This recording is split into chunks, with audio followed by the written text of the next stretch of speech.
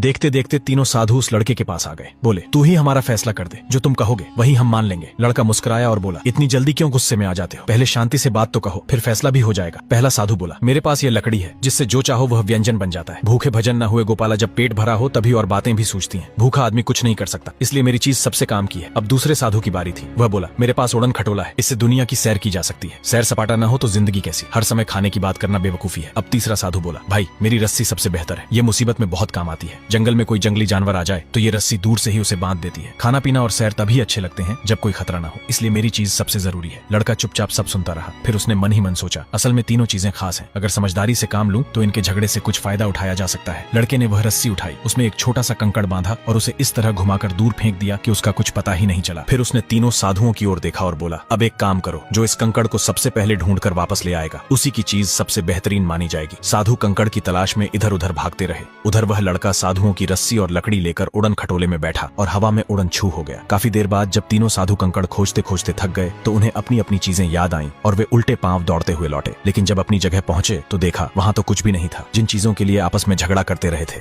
वही चीजें अब गायब थीं। तीनों सिर पकड़कर बैठ गए और अपनी किस्मत को कोसने लगे। दूसरी तरफ वह लड़का उड़ता हुआ एक भव्य नगर में पहुंचा। खटोले को नीचे उतारकर वह नगर की गलियों में घूमने लगा। घूमते घूमते उसे एक अजीब सी बात पता चली, इस नगर की राजकुमारी किसी पुरुष का चेहरा तक नहीं देखती। यह सुनकर उसके मन में एक अजीब सी जिज्ञासा और आकर्षण पैदा हुआ। उसी पल उसने प्रण लिया, मैं शादी करूंगा तो सिर्फ इसी से। दिन भर तो वह चैन से सोया और जब आधी रात हुई तो चुपचाप उड़न खटोले से राजमहल के पास पहुंचा। महल की पूर्व दिशा की खिड़की खुली हुई थी। वह रस्सी के सहारे राजकुमारी के कमरे में जा पहुंचा। राजकुमारी गहरी नींद में थी। उसने धीरे से अपनी कंबल उतारी और राजकुमारी को ओढ़ा दी और राजकुमारी की कंबल उठाकर खुद ओढ़ ली। सुबह जब राजकुमारी की नींद खुली तो वह चौंक गई। उसने तुरंत दासियां बुलवाई और गुस्से में कहा, इस कंबल को ले जाओ और आग लगा दो। यह कहकर राजकुमारी राजा के सामने पहुंची और राजा से कहा, पिताजी मेरे कमरे में रात को किसी ने चोरी छिपे दस्तक दी थी। वह मेरा कंबल ले गया और उसके बदले अपनी कोई पुरानी कंबल मुझे ओढ़ा गया। राजा यह सुनकर गहरी चिंता में डूब गया। फिर उसे एक तरकीब सूझी। उसने एक कड़ाह में स्याही भरवाकर उसे पूर्व दिशा की खिड़की के पास रखवा दिया ताकि यदि चोर दोबारा आए तो उसके कपड़े स्याही से काले हो जाएं और वह पकड़ा जा सके। और फिर क्या हुआ, कहानी का अगला भाग जानने के लिए चैनल को सब्सक्राइब करें और कमेंट में नेक्स्ट पार्ट जरूर लिखें।